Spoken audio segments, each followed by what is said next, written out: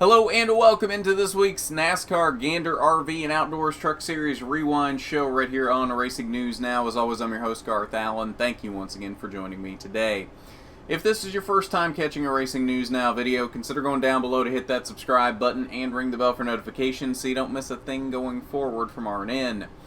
On today's Truck Series Rewind, we're looking back at Saturday's Vet-Tix Camping World 200 from the mile-and-a-half Atlanta Motor Speedway in Hampton, Georgia. 136 laps, a smidge into overtime, 209 miles around the rough Atlanta Motor Speedway, and you could tell today that it was a very rough track.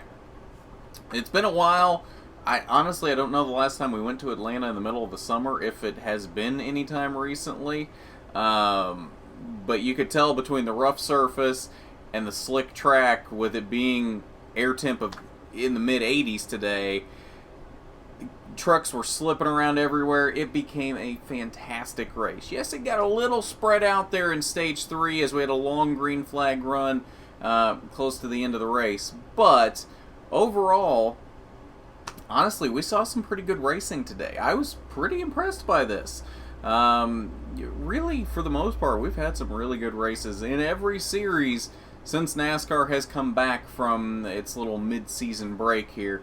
So it was a pretty good day today. And of course, Xfinity race probably going on right now as this gets uploaded. Of course, there will be a rewind show for that tonight as well.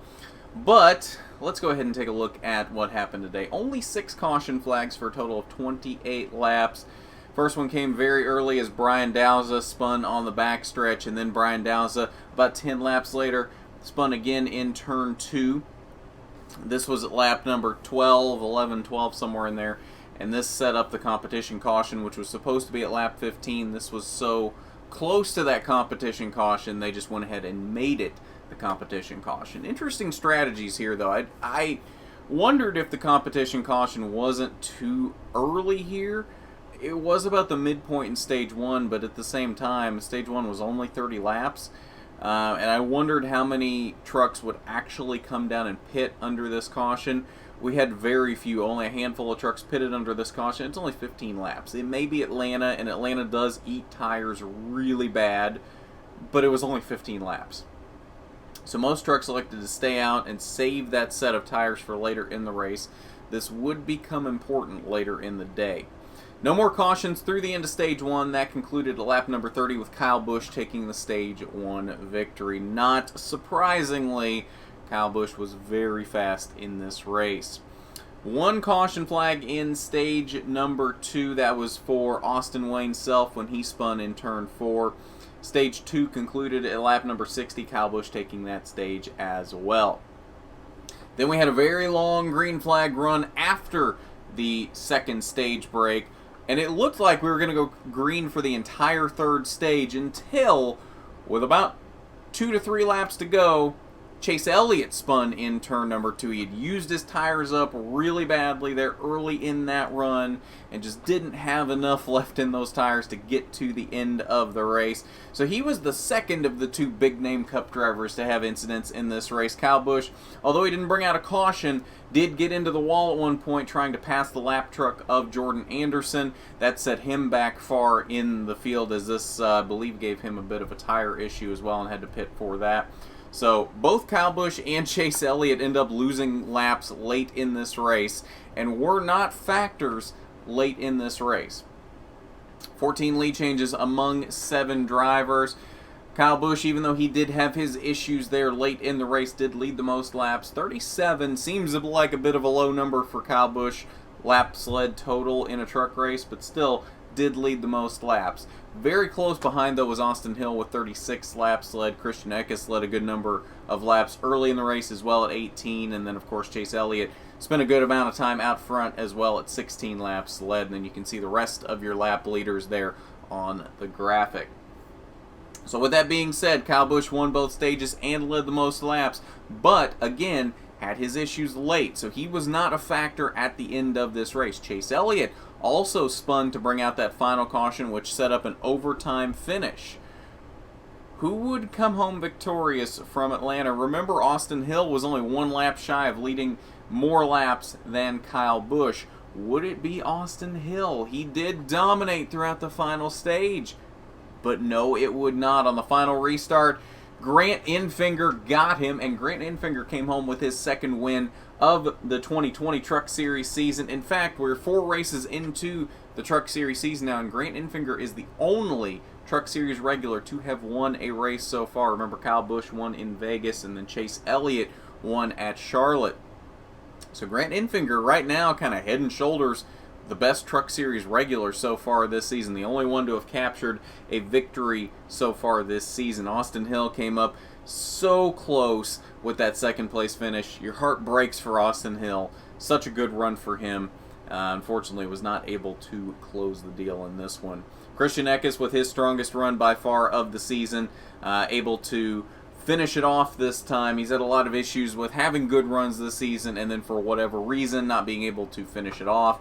Was able to capitalize on the strength of that truck today and come home with a 3rd place finish, and he was right there in the thick of things at the end of this race. Had we had a couple more laps, he might have played a factor in the finish of this race. Todd Gilliland continues his strong run to start this season in that Front Row Motorsports truck.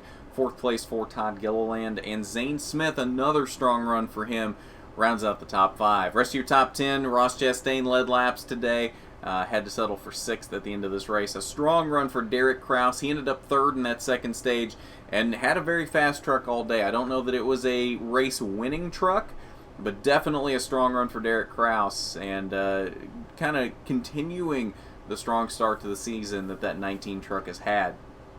Brett Moffitt in 8th, Ben Rhodes 9th, and Stuart Friesen he's had a bit of a slow start to the season. We've seen the strength of that 52 truck the last couple of years, even finally winning a couple of races last year.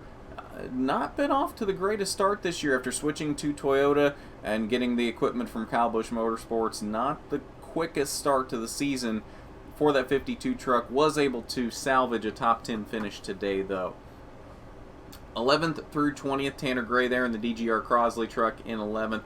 Matt Crafton kind of off all day, got some damage early, and had to settle for a 12th place finish. Sheldon Creed there in 14th, Tyler Ankrum 15th, Jeb Burton in his first truck start of the season in 16th, Johnny Sauter there in 17th, Rafael Lessard back here not running as well as his KBM teammates today. It did outrun the boss, though, after Kyle had his issues earlier in the day. 19th for Rafael Lessard, and Ty Majeski rounded out the top 20, first truck 1 lap down. 21st through 30th, we see the Chase Elliott and Kyle Busch trucks here, 21st and 22nd. Not great finishes for them after definitely being probably the 2 strongest trucks in the field, or at least 2 of the strongest trucks. John Hunter Nemechek had issues all day, 25th for him. Spencer Davis there in 26th position. Final page, 31st through 40th.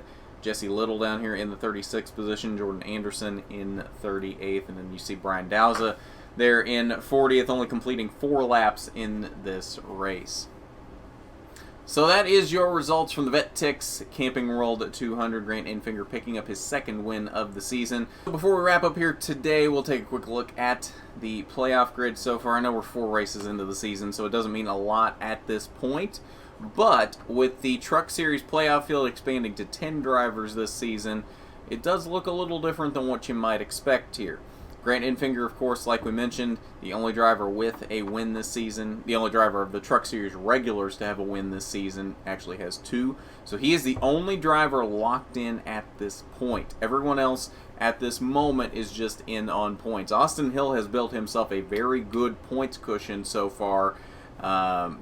Really 64 points. He's got a very good gap right there. That he's built himself so far in 4 races. Zane Smith, I think the surprise to start this season. We knew Zane Smith was talented. We've seen him a lot in the ARCA ranks so far the past couple of years. We knew that he was talented and saw what he did in a Junior Motorsports Xfinity car last year. But I think still a bit of a surprise how quick of a start he's gotten off to this season. I'm expecting at this point, I'm expecting at least one win out of Zane Smith so far as we get through the rest of the season. As strong as he has been to start this season.